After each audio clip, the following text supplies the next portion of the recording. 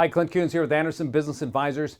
And if you watch some of my other videos, you know I talk about using a corporation if you're going to flip property, if you're engaging in wholesaling of real estate, any type of active business that is real estate centric. I suggest using a corporation or an entity that's taxed as a corporation so you can avoid dealer status.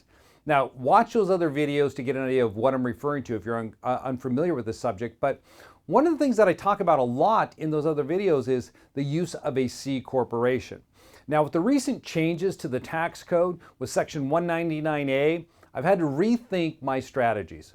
So in this video, what I want to cover is the difference between a C and an S corporation when it comes to real estate investing. Because let's say you already have a C corporation. Do you want to keep that going forwards, or do you possibly want to convert it over to an S? Or if you're just getting started and you're thinking about creating a corporation for the first time, should it be a C or should it be an S?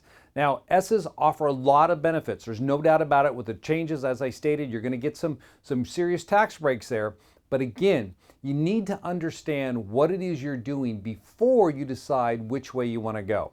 And so what I'm going to do now is I'm just going to show you a small breakdown of what we look at in determining should you be a C or S, so then you can decide what's going to work best for you.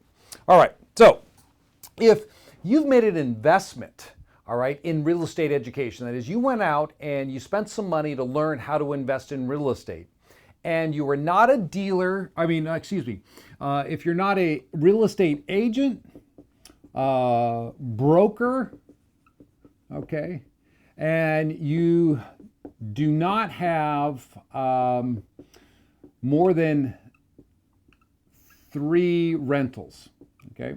If you don't have more than 3 rental properties, you're not a real estate agent or broker, then when it comes to determining when you set up your corporation, should it be a C or an S, my major focus here, and again, remember, you have education expenses here because you went out and you spent some money with someone, so you have high education expenses.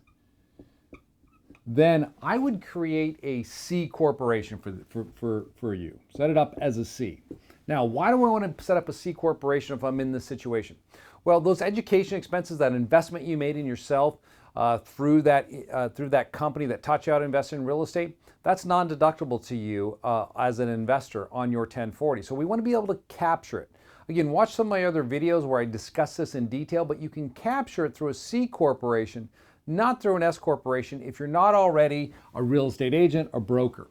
Now, the other thing I put down here is that if you have real estate, if you currently have rental real estate and you made this education investment in yourself to learn how to grow your business, then we'd be able to take that on your 1040 Schedule E against your properties. Now, the reason I said 3 properties is that one property just will not cut it depending on the amount of money you spend. I run into a lot of people who invested $20,000, $30,000 to learn how to invest in real estate. If you have one property that's generating net income of $5,000 a year, that's 6 years before you're going to be able to write that off. What I'd rather see is more than 3 properties before we make that move. All right, if you have high medical expenses, okay, so that means out-of-pocket medical.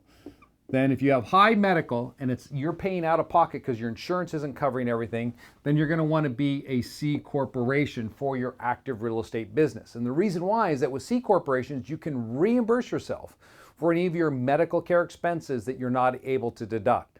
You cannot do this through an S corporation. So that would be a reason why I would consider setting up a C corp.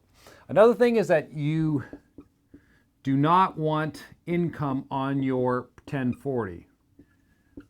Now, why would you not want income on your 1040? Again, this would be a C corp. The reason you would not possibly want income on your 1040 is you already make too much money. You do not want additional income flowing down to you, taxed at 37%, so that's a reason why.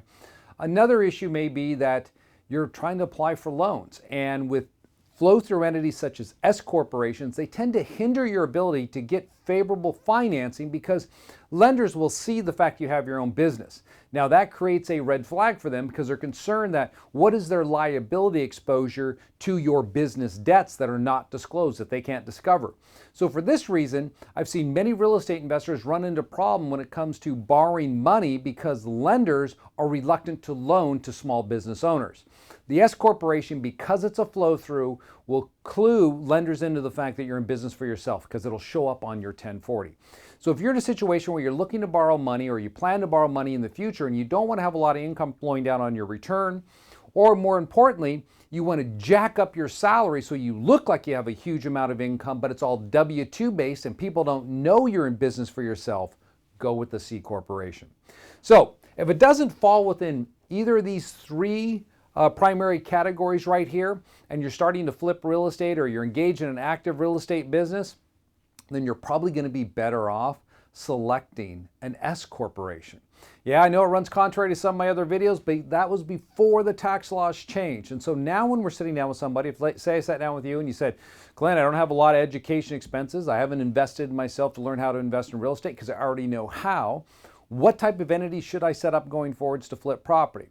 I'm going to typically recommend you set up an S corporation now, assuming none of these other provisions here are relevant to you. By using the S corporation, you're going to be able to exclude 20% of your income. That is, 20% will escape taxation. Now, 199A is a bit complicated. I don't have the time to go into it, nor do I want to in a video such as this, because of the various issues that you need to focus on in determining your deduction. But I'll just take away from this.